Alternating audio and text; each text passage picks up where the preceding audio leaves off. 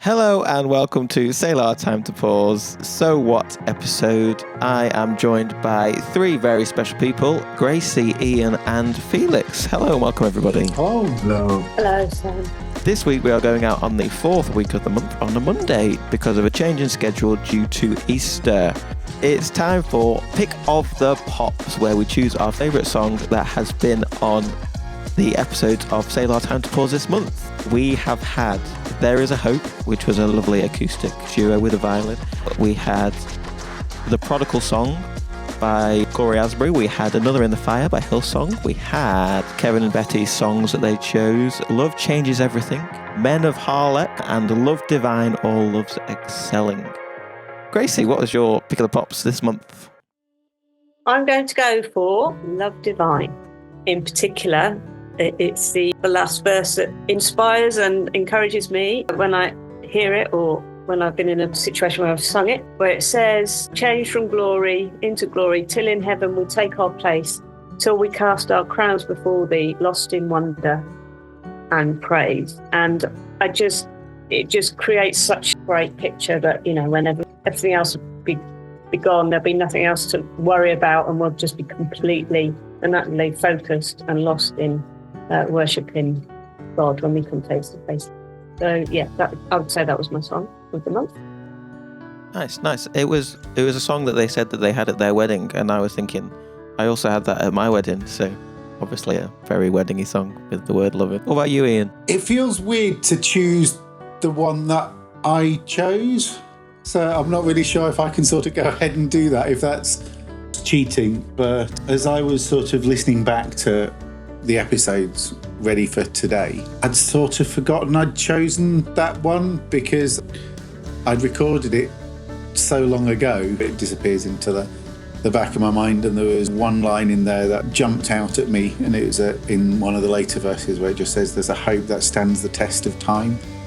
And particularly with some of the things that I know have been going on for me and maybe some of my friends this last month, that idea of our hope not just sort of dissolving away or disappearing like birds flying away or something like that, but the idea that the hope that we have in Jesus, the hope that we have in God, is something that does stand the test of the time. It's not just there for the good times, it's there for all of the times as well. And so that wasn't at all why I'd chosen the song when I did, but it was just a helpful reminder for me, given what's going on at the moment. I was nearly going to pick that song as well, just because I really like the version that you used in that episode with the little instrumental bit, with a bit of the tune from The Old Rugged Cross and Trade It Someday for a Crown. I got that melody, which was nice, but I couldn't not pick The Prodigal Song because it was me pal that picked it, so I'll stand by him. Good choice, Josh. Joke of the month. Gracie, have you got a joke for us this week? I have. Right, gird your loins, people, because you're in for a bit of a ride. And I'm going to end with more of a little humorous anecdote that hopefully some would call it a joke. I wouldn't go that far. I wouldn't commit to saying it's a joke. But it might, raise a little bit of a smile for some people. Ready? You have to bear with me, Ian and Felix, because I'm a little bit tired. I stayed up all night and tried to figure out where the sun was. Then it dawned on me. The worst thing is I wasn't actually prepared for that. What's the difference between a well-dressed cyclist and a scruffy guy on a tricycle? A tyre. Like that. Nice. That's quite clever, that one. Nice. Why did the birthday boy wrap himself in paper? Go on. He wanted to live in the present. Oh, nice. No, it's Ian's birthday. Is it your birthday this week or next week, Ian? Saturday. Oh, so that's for you. You'd need an awful lot of paper, but I'm willing for people to spend on it. I've got two more jokes. What does a house wear? Shoes. Did you say shoes? Yep. I think that answer might be funnier than the actual answer. Yeah, I'm going to say I'm worried that's going to be a funnier answer than the one Gracie's got. A dress. Okay, right. There was a preacher who fell in the ocean and he couldn't swim. When a boat came by, the captain yelled, "Do you need help, sir?" The preacher calmly said, "No, God will save me." A little later, another boat came by, and a fisherman asked, "Hey, do you need help?" The preacher replied again, "No, God will save me." Eventually, the preacher drowned and went to heaven. The preacher asked God, "Why didn't you save me?" God replied, "Fool, I sent you 2 boats." I will stop and breathe in your presence. Just breathe.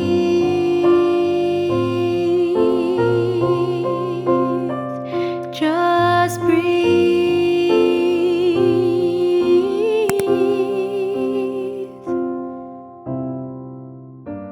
Bible verse of the month. Ian, have you got Bible verse for us? Yeah, it's a verse that came up during our Bible study on Thursday, just gone. If people want to join our Bible study, Ian, where can they join us? If you follow the link in the description below, if you're on YouTube, or in the episode description, if you're following along on the audio version, to the Discord server, then if you sign up to us there, then you'll have access to, amongst other things, our Bible study group. And so we meet on a Thursday morning.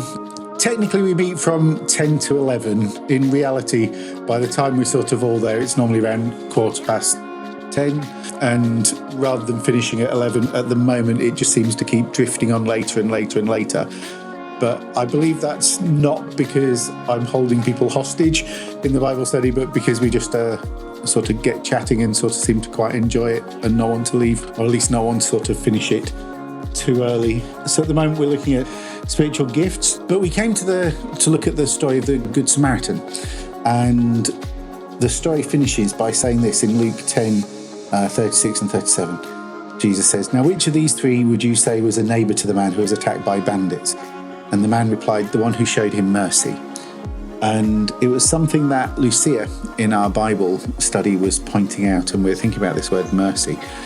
And she said that was probably an appropriate word, because up until that point, the man who'd been beaten up was totally at the mercy of whoever came along, including he was totally at the mercy of the Samaritan when he was coming along. And I think I'd always, when I was thinking about that story, thought about the fact that, the worst thing that could have happened was the Samaritan could have just walked on by like the other 2 men in the story had.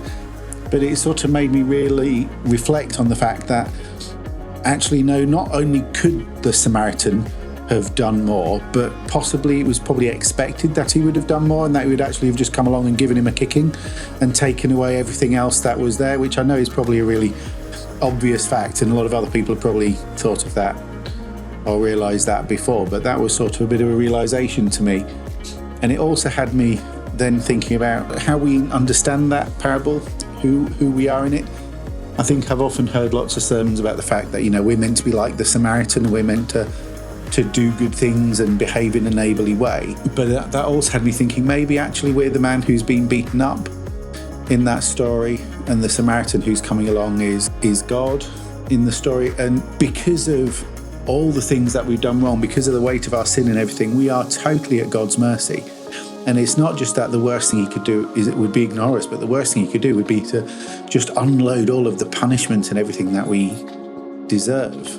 And yet actually he goes ahead and he shows this great mercy, and not just shows him mercy, but actually then goes on and shows him great kindness as well, and brings healing and sets everything up and gives him provision for the future and everything else. And so while it's probably a very familiar verse to everyone, who is the neighbour, the one who showed him mercy, I think just picking up on that word mercy in there, for me, really made me reflect on that a little bit more. And I sort of really enjoy it when I get to find something that I think is familiar and then find something new in it. And it just took me a little bit deeper into not only my understanding of that story, but my understanding of God and our relationship and the mercy and kindness he's shown me. Yeah, that's great. It reminded me a bit of Gracie's joke, actually. The boats that went past, and the preacher was like, "No, I'm waiting for God," but God was actually there helping him. He didn't realise. So do we need to notice? I liked when you were saying that as well, Ian. Was it your dog was behind looking out the window? Yes. Keeping an eye on the neighbours or people walking past. It was brilliant timing. She was checking that there was no one being attacked by bandits. Yeah. But Brilliant. Neighbourhood watch. So before we kick into our chat about the different episodes that have been this month, let's do our monthly reports. This week marks the end of Lent. We are into Holy Week, and Lent is coming to an end.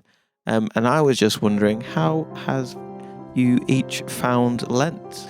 So one of the things, again, a little bit of a plug for the Discord. If you join us on the Discord, there's things that are there more than just the Bible study. But one of the things a few of us are doing there is we're doing sort of a photo challenge through Lent. So we've got a series of theme words, one for each day, and we're looking to find a picture or take a photograph or something like that each day of something that reminds us of that word.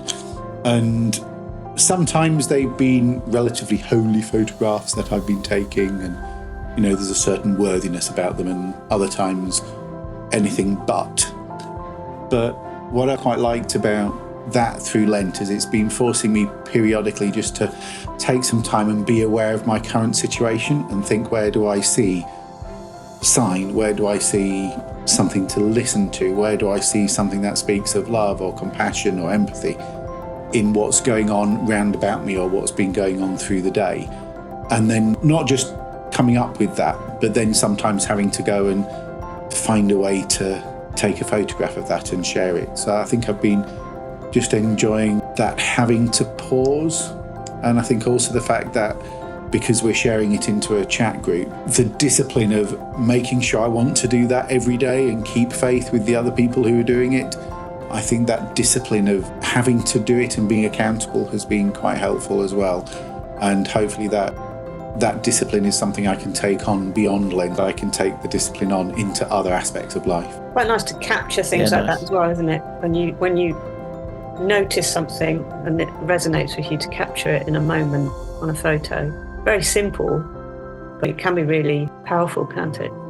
I've seen, I think Birmingham do that every Lent, and I kind of dipped in and out of it, but I'm often encouraged by the pictures that other people put up, because it makes me view that word in a different way to perhaps I probably would have thought about if I'd just sat down and given my thought to myself, right, it's Lent, I've got to give myself some time now to think about this part of scripture, whatever. Sometimes those more creative visual ways, I connect with those more sometimes. Betty, in that episode, she talked about the sand tray and that kind of storytelling of Jesus, like that's how it kind of brought the story of Jesus to life for her. And what have you seen recently that has brought the story of Jesus to life in a more modern way than maybe the sand tray that Betty was talking about? I think that it's always interesting to see how things go in cycles, because I can remember a sand tray sort of in primary, and you had the little figures that moved around, and then that was thought to be old-fashioned. We went to flannel graph, which was like fuzzy felt that you'd sort of stick up on something, and they showed us the story with that. And then that became old hat and whatever.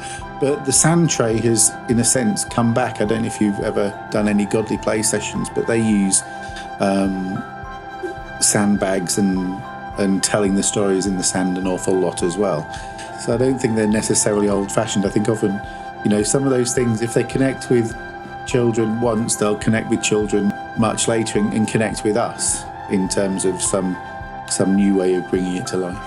When I heard them talking about the sand tray, my mind went straight to godly play, because I think that the reason that, yes, the actual material in the story is powerful, but I think that the way of communicating it is very, very simple, but it connects with children, doesn't it? And adults as well. For me, I really enjoy, there's a series that's on plexus, reflecting on different type of objects.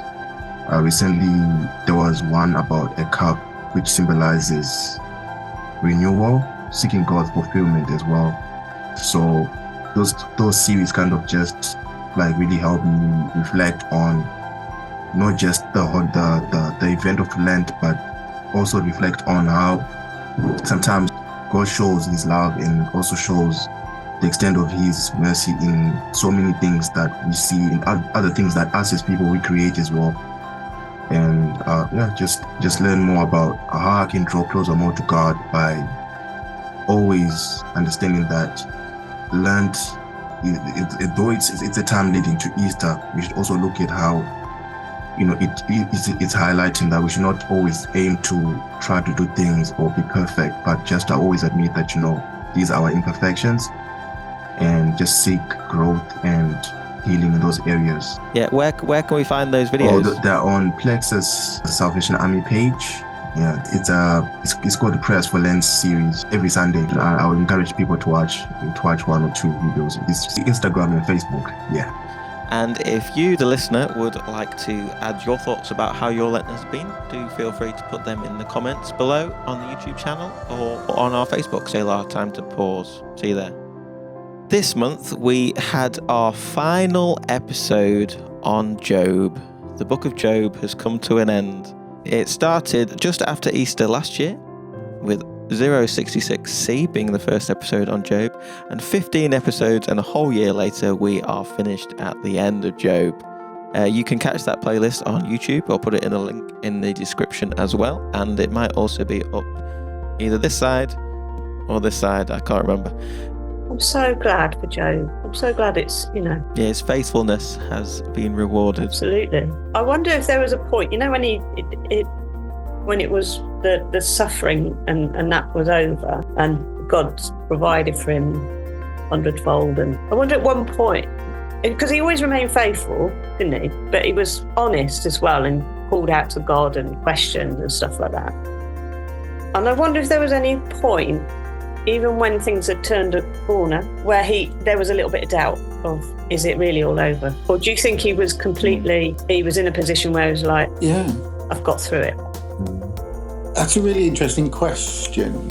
Thinking off the top of my head, I'd almost be a bit disappointed if he knew it was all over and that there wasn't going to be another period of trial or anything else that were to come along, because that suddenly makes it unreal and suddenly means I can't associate with the rest of the story that's going to follow. Because I'm sure we've all had difficult times in our lives that have come to an end, but that didn't mean we didn't end up with another difficult time of life coming along as well. So maybe that one was at an end. But again, maybe it wasn't, maybe there was that fear that, okay, well, I've been given new children and I've been given new livestock, but the livestock could go and the children could go as well, because I now really understand how fragile life is. So I'd sort of like to think that he wouldn't know that it was all over. And I think that then comes the challenge, which I think for me, sometimes just as difficult as trusting God in the hard times, is learning how to trust God in the good times, with the prospect of what could come later, or also the prospect of thinking, well, I don't need you anymore, God, so I can just sort of give up on the thought. So I'd be a bit disappointed with that. But by the same token, I think I would say, and I was interested in hearing you sort of say that you were glad it was all over and you were happy for Job. Because I just think it's the worst part of the story. I think it's just such a crap ending. It just really isn't life. It just really... It's not true, is it? No, it ruins the story. And I think because it was a ruined story and I tried to find a meaning for it, I think there was therefore hopefully something that I could say about that was sort of true to scripture and helpful to life. But no, I don't think I was happy for Job. I think I'd have almost been happier for Job if he didn't get new children back. I think it was the children particularly in the story that upset me. That new children can replace old children, and perhaps it's because I've had people very close to me who've been through miscarriage or stillbirth, or who've lost grown-up children or children during their primary school years and so on. And maybe that's something that you encounter a bit more as an officer. But I really found that quite hard and quite sad for Job, the fact that someone could be suggesting that it would make up for it.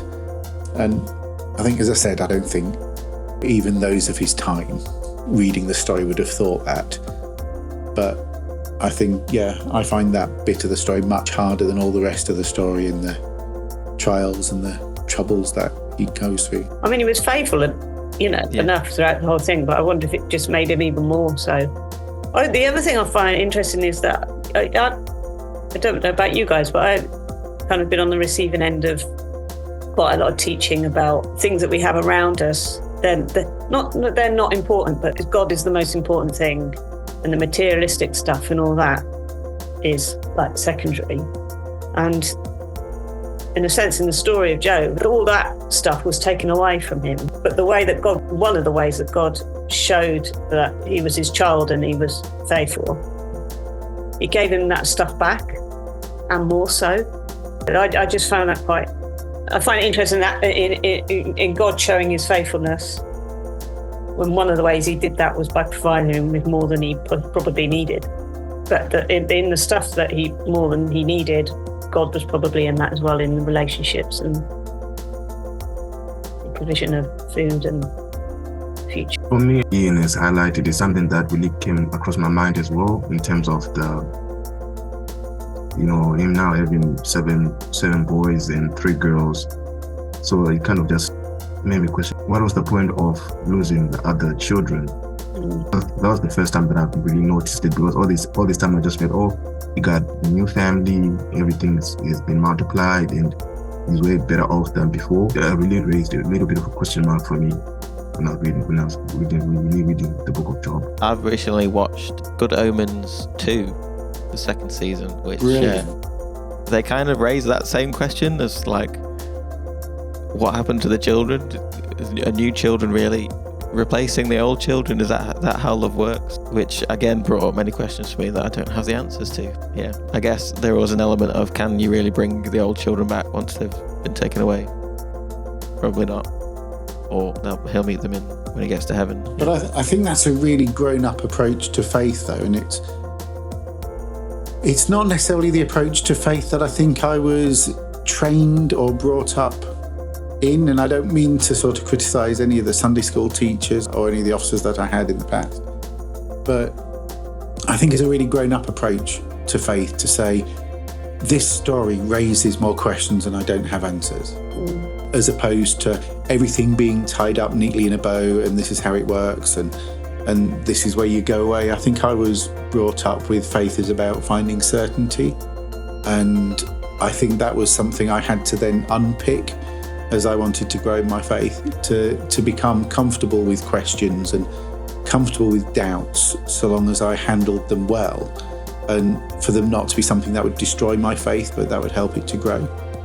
And Good Omens, by the way, is really, really good. I think Neil Gaiman, who writes it, I think he's got a lot more biblical literacy than probably an awful lot of people who write simplistic devotional materials that we sort of trot out to lots of people at church. If I had a choice, I think I might tell some teenagers, go away and read some good Neil Gaiman stories rather than go away and read a teenage version of VeggieTales. Not knocking VeggieTales, they're brilliant. But I think there's a point where we need to turn around and say, let's live faithfully with the questions. Let's live faithfully with the uncertainty. Let's live faithfully with the difficulties and the difficult questions of life. Yeah, and I guess that kind of ending chapter of Job rounds off at us asking more questions in that rounding chapter, kind of rounds off what the whole book's basically about and what you touched on throughout the series, Ian. So more questions than answers, I guess. That's a good thing.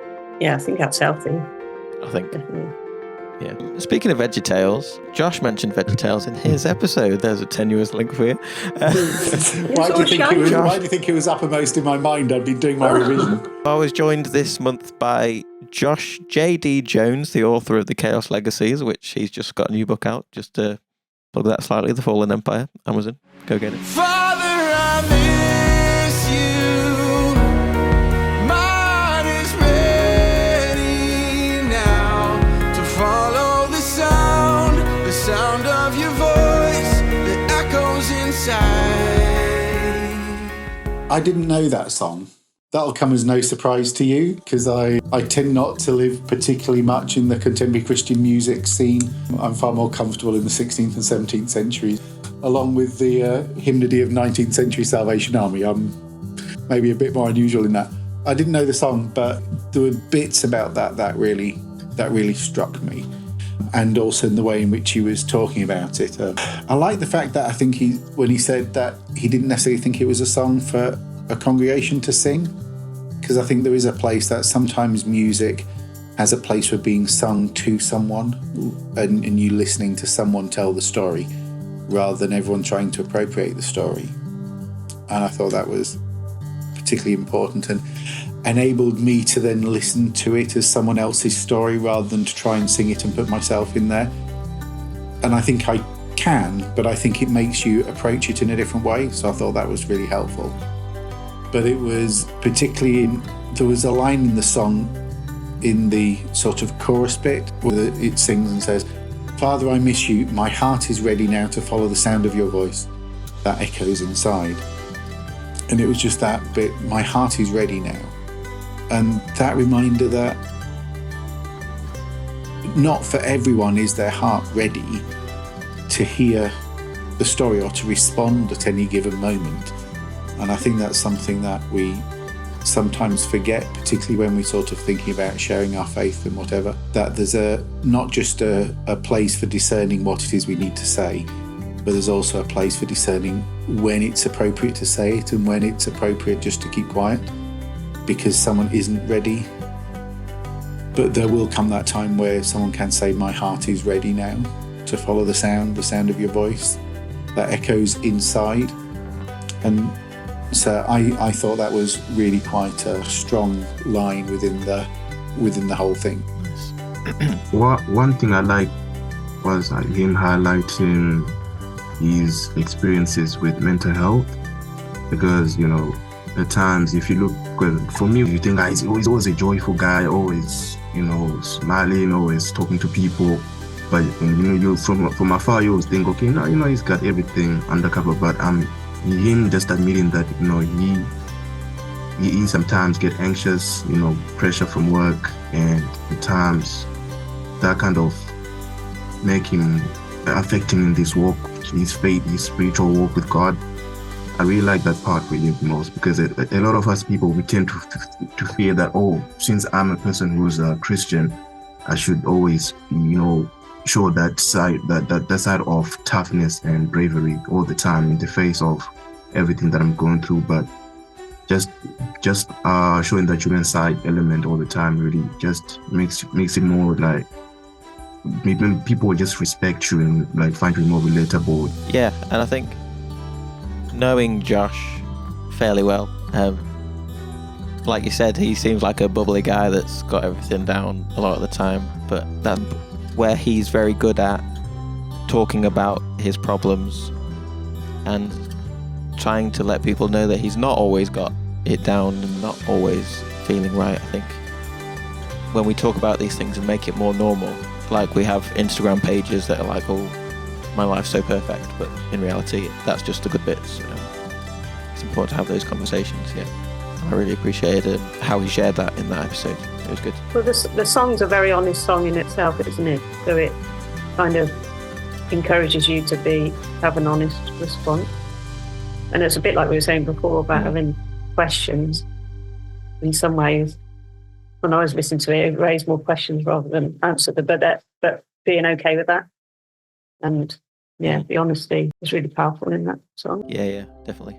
And I think that's a good point that kind of Kevin talked about as well. From listening to the live soundtrack episode, Kevin kind of, everything that he talked about, he said it's hard to keep the faith.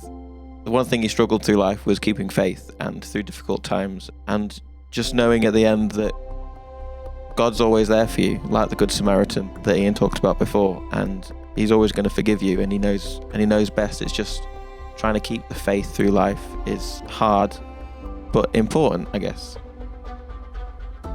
Does that make sense? Yeah, it kind of stopped me in my tracks a bit which was not great because I was out having a run.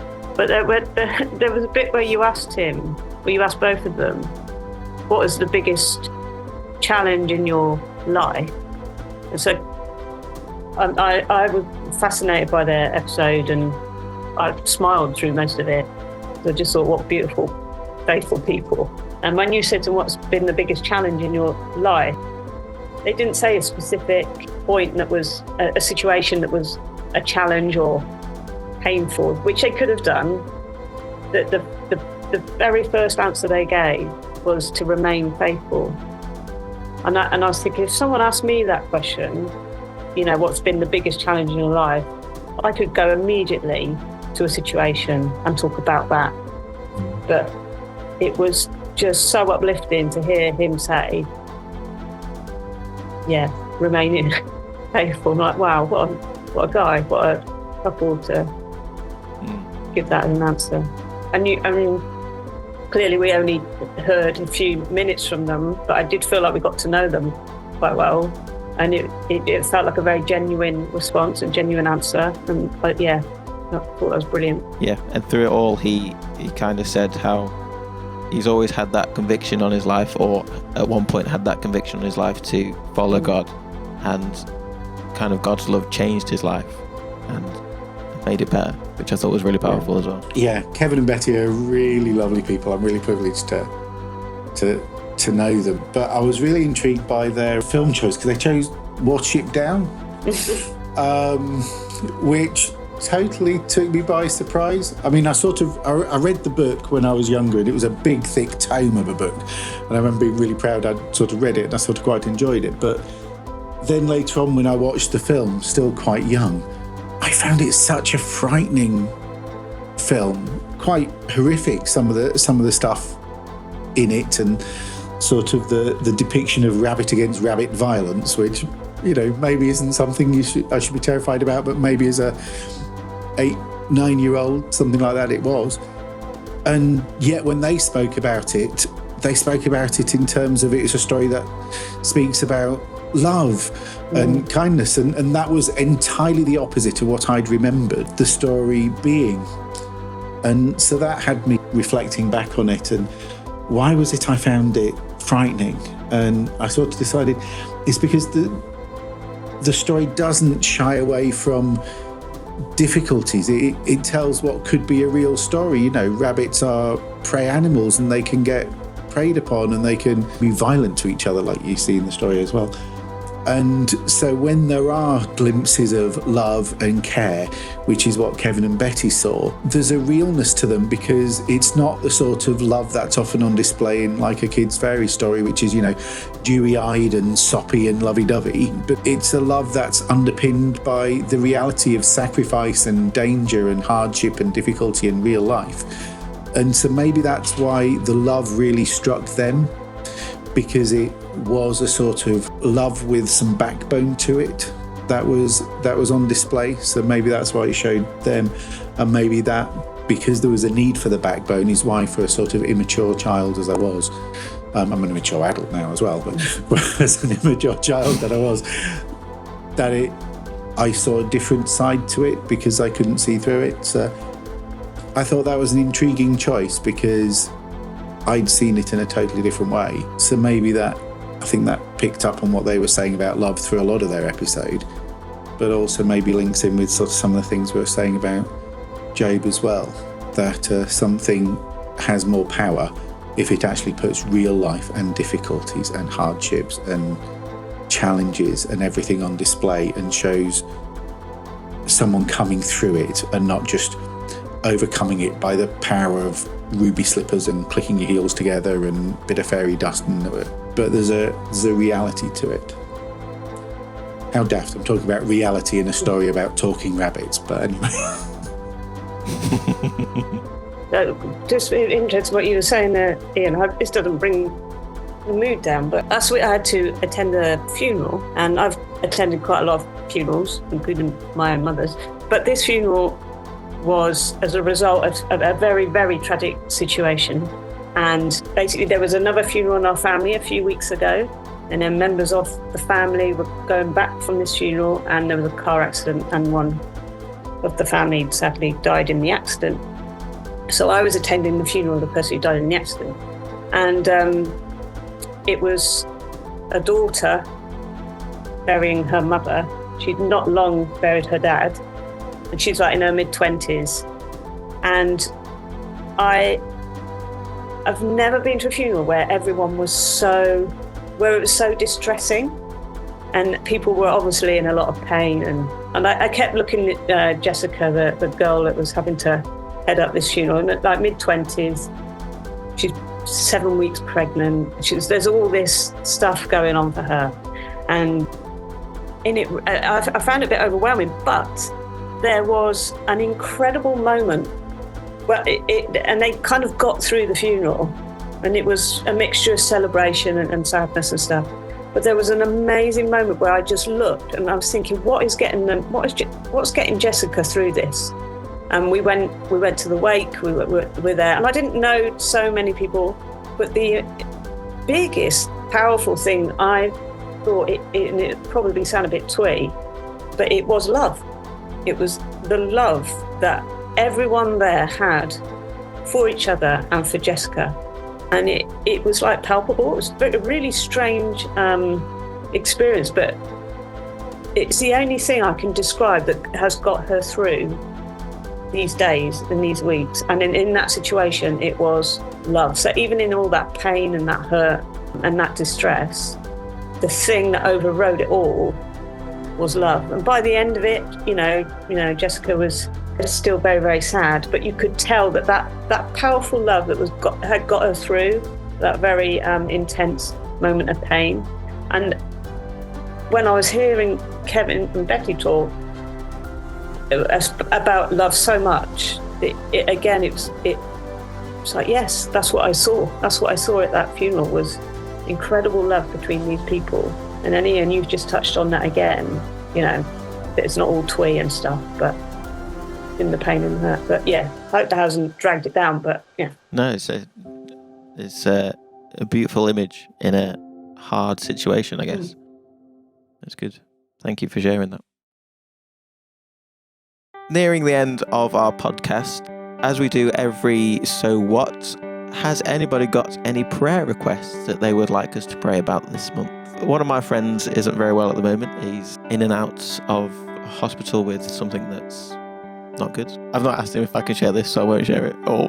But yeah, he's not doing too well. So if you could pray for that, that'd be great. And I'd also like to share an invite to the listener, as I always do. If you have any prayer requests, put them in the comment or email us at plexus@salvationarmy.org.uk, and we will be more than happy to pray for you this month as well. mine's a continuation of last month-ish. And I was asking about my housing situation is a little bit up in the air. I've had a bit of answer to it, prayer, which as in it's settled a little bit. Got a few answers about, potentially where I might be moving to or if I have to move. But yeah, it's still, I could just do with some firming up of decisions so that I know where I've got to live.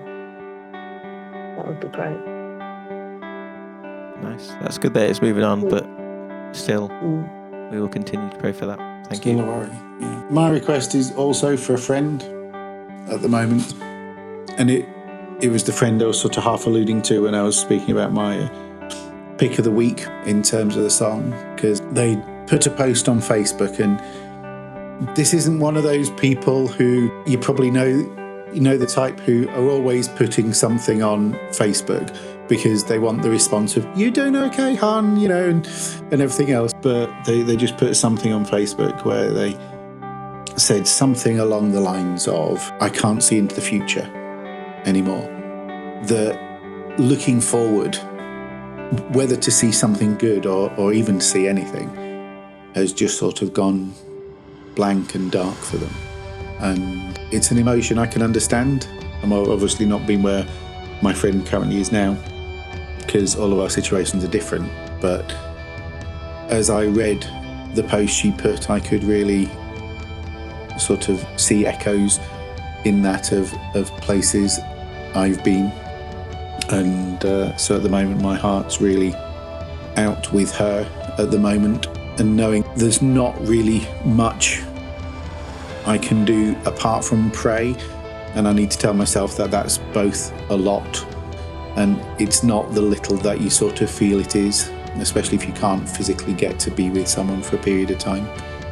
I'm praying for that person. My heart's very much there, and just wanting her to be able to see something in the future for her and for her family and those around her as well. Yeah, definitely. Gracie, you have picked a song for us. What is that song? It's called Dancing. What am I supposed to say in my accent? Dancing in the Fire. But it's Martin Smith in it, so he's got a similar accent to you. Dancing in the Fire by Martin Smith. And when Josh was talking about those worship songs that are almost like anthemy, and this really is that, it paints pictures for you of how massively faithful and powerful God is. And I think in particular, as we come to the end of teaching about Job, it is a song that picks up so many themes that have been looked at as we've studied Job. And yeah, it's like a declaration, I guess, of who God is. And Yeah, definitely. I'm alive, I'm still here. I've been through the fiery furnace and survived. I nearly died, the devil tried, but I'm living with your mercy on my life. So come on, come on, come on, let's turn up the music. I can feel these bones are moving, I can feel my heart is racing. Oh, I'm dancing in the fire. Wake me up, 'cause I've been sleeping. Now's the time to end our weeping. Oh, we're dancing in the fire. Hey, come on, we're dancing in the fire. I am brave, I am saved. I've been moving with your heartbeat every day. Cut me loose, I'm in the groove. Now I'm dancing in my father's favorite shoes. So come on, come on, come on, let's turn up the music. I can feel these bones are moving, I can feel my heart is racing. Oh, I'm dancing in the fire. Wake me up, 'cause I've been sleeping. Now's the time to end our weeping. Oh, we're dancing in the fire.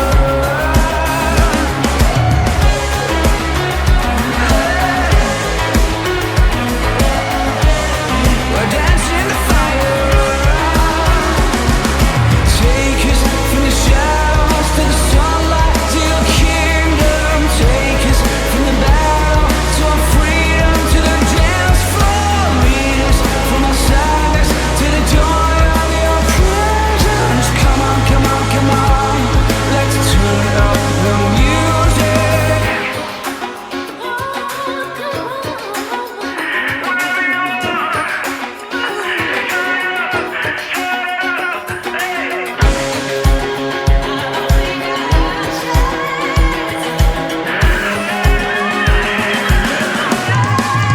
I can feel these bones are moving, I can feel my heart is racing. Oh, I'm dancing in the fire. Yeah. Wake me up, 'cause I've been sleeping. Now's the time to end our weeping. Oh, we're dancing in the fire. Oh, dancing.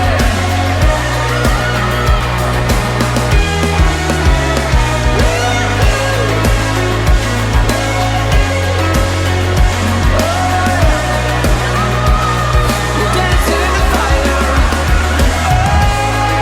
Oh, we didn't make it, but